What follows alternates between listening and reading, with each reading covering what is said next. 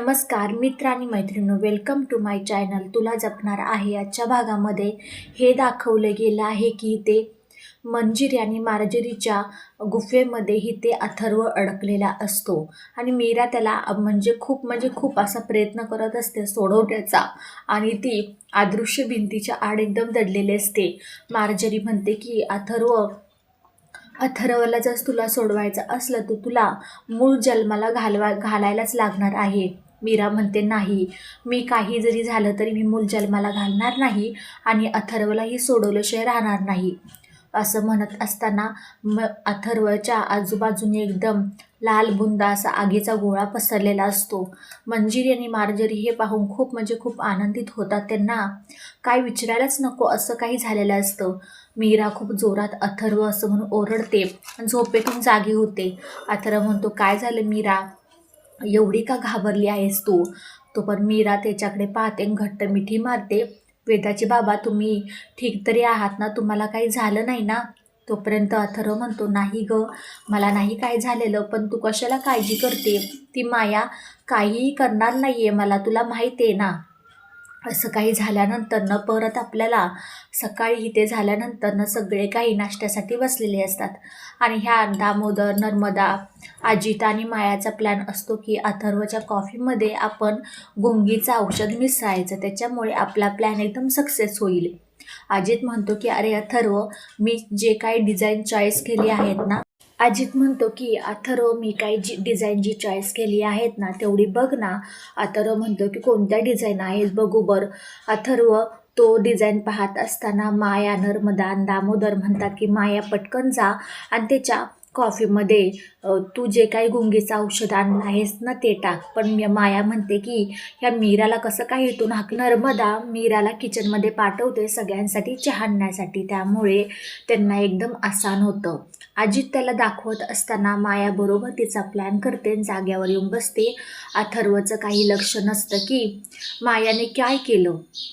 तोपर्यंत अजित म्हणतो की आमच्या रूमला एकदम कलर पेंट करायचा आहे ना, त्याच्यामुळे मी तुला विचारतोय. तोपर्यंत अथर्व म्हणतो की असं काही तू करायचं नाही आहे, जाऊन जाग्यावर बस. असं म्हटल्यानंतर अजित आपला गपचूप जागेवर जाऊन बसतो आणि अथर्व ती कॉफी पिणार. तोपर्यंत मीरा तिथे येते, म्हणते वेदाची बाबा थांबा, तुम्ही काय करताय? ते कुठली कॉफी पिताय, ती थंड झाली का नाही?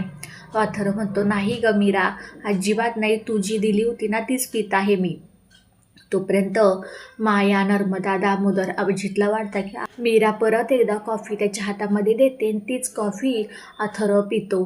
तोपर्यंत इकडे मंजिरी तिच्या रूममध्ये जी काही मार्जरीकडून पेटी आणलेली असते ना ती उघडते, छोटीशी पेटी, त्याचे एकदम लख्खा असा प्रकाश पडलेला असतो आणि हे अंबिका पाहते. अंबिका म्हणते हे थोडं नवलच आहे, काही वेगळंच. पण मंजिरीला ह्यावेळेस काही अंबिकाचा भास होत नाही.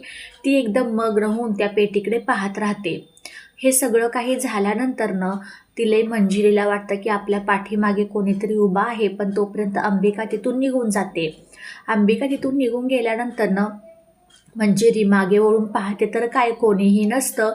म्हणते की आत्ता कोणीतरी इथे होतं, पण काय माहीत, काय कळालं नाही मला, पण मी माझ्या ह्याची पेटी बघण्यामध्ये खूप मग्न झाले होते. इथून पुढे मी पेटी जरी बाहेर काढली तर दरवाजा लावून बघेन. तोपर्यंत अंबिका मीराकडे धावत पळत जाते. मीरा, तुला माहिती आहे का, मी आईंच्या रूममध्ये काही वेगळंच विपरीत असं काही पाहिलं आहे. मीरा म्हणते, ताई काय झालं, सांगशील का नाही? तोपर्यंत अंबिका म्हणते, अगं थांब ना, एक मंजिरीकडे एक छोटीशी पेटी आहे आणि त्याच्यातून एकदम लख्खा असा प्रकाश पडतो. विचित्रच आहे जराशी, आपल्याला तिच्याबरोबर युद्ध तरी करायचं आहे, पण जरा सांभाळून, कारण की ती बाई जरा वेगळी दिसते मला, असं मला जाणवायला लागलं आहे. मीरा म्हणते, तू ताई काळजी करू नको, ते शेवटी महागौरी आपल्याबरोबर आहे, त्यामुळे त्या वाईट शक्तीचा विनाश आपण नक्कीच करू. अंबिका, मीरा म्हणतात, हो बरोबर आहे तुझं, ती मंजिरी काय चीज आहे. तोपर्यंत इकडे अथर्व गाडीतून बसून ऑफिसला दादासाहेबांचा फोन येतो की अथर्व, अरे कुठं आहेस तू, लवकर ये ना. अथर्व म्हणतो, हो दादासाहेब मी आलोच. असं म्हणल्यानंतर अथर्व जातो, पण त्याला काही पुढचं काही दिसायचं बंद व्हायला लागतं. त्याला एकदम गुंग आलेली असती, त्याचं एकदम म्हणजे म्हणतात ना, खूप म्हणजे खूप अवस्था बेकार झालेली असते. माया इकडे त्या ट्रकवाल्यांना फोन करते की तो गाडीत दिसला की उडवून टाका, त्याची हाडंसुद्धा मोजाईकती राहिली नाहीत पाहिजे, एवढं त्याला मारायचं आहे तुम्हाला. एवढा अपघात त्यांनी बेकार करून आणायचा. तोपर्यंत इकडे अथर्व एकदम गाडी चालवत असताना त्याला पुढचं काही दिसत नाही, एकदम अंधारे अंधारे दिसतात आणि ट्रकवाला येतो त्याला धडकतो. धडकल्याबरोबर इकडे मीराच्या हातातून काचेची भरणी फुटते आणि तोपर्यंत अंबिका तिथे येते. अंबिका म्हणते, मीरा काय गं, काय झालं? अगं ताई, काहीतरी वेगळंच विपरीत असं घडणार आहे, काचेची भरणी फुटली. तो मंजिरी म्हणते की काहीतरी तुमच्याबरोबर अपशकुन असं घडणार आहे, कारण की तुम्ही माझ्याशी युद्ध करायचा प्रयत्न करताय ना बहिणी बहिणी. तो अनन्या येते, म्हणते की वहिनी, आई, दादाचा ॲक्सिडेंट झाला आहे. हे ऐकता क्षणी त्या दोघींच्या पायाखालची जमीनच सरकते. आपण पाहूया येणाऱ्या भागामध्ये नक्की काय होणार आहे. अथर्व सुखरूप घरी येऊ शकेल का? व्हिडिओ शेवटपर्यंत पाहिल्याबद्दल खूप सारे मनापासून धन्यवाद. आवडल्यास लाईक, शेअर, सबस्क्राईब करायला अजिबात विसरू नका. आणि हो, आपले शॉर्ट्स व्हिडिओही येत आहे, त्यालाही लाईक, शेअर, सबस्क्राईब करा. बाय बाय सगळ्यांना.